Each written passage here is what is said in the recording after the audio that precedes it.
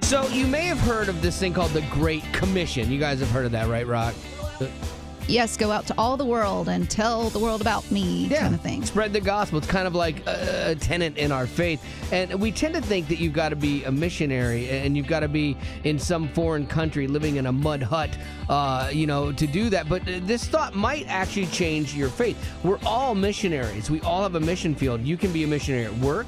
You can be a missionary at school. You can be a missionary at your mommy and me group, We're called to take the gospel everywhere we go. And it's easy to think that I don't have missionary skills, but God equipped us all to be missionaries. And one of the best ways is to just share your story, because that's something no one else can experience. And so you can tell your story unlike anyone else, Mm-hmm.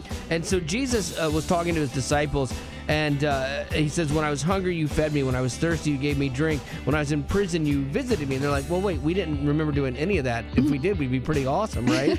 And he says, no, when you did it to the least of these, you did it to me. And so basically serving people in the name of Jesus is doing mission work.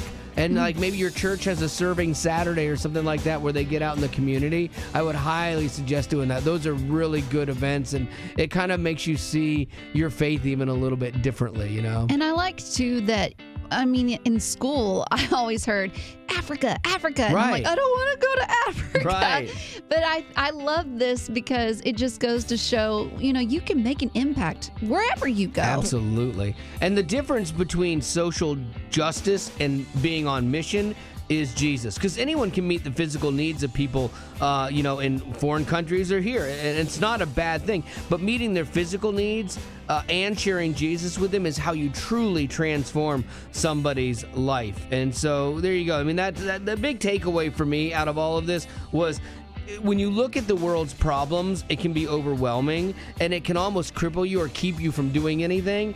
And our pastor said we can't do everything, but we can all do something.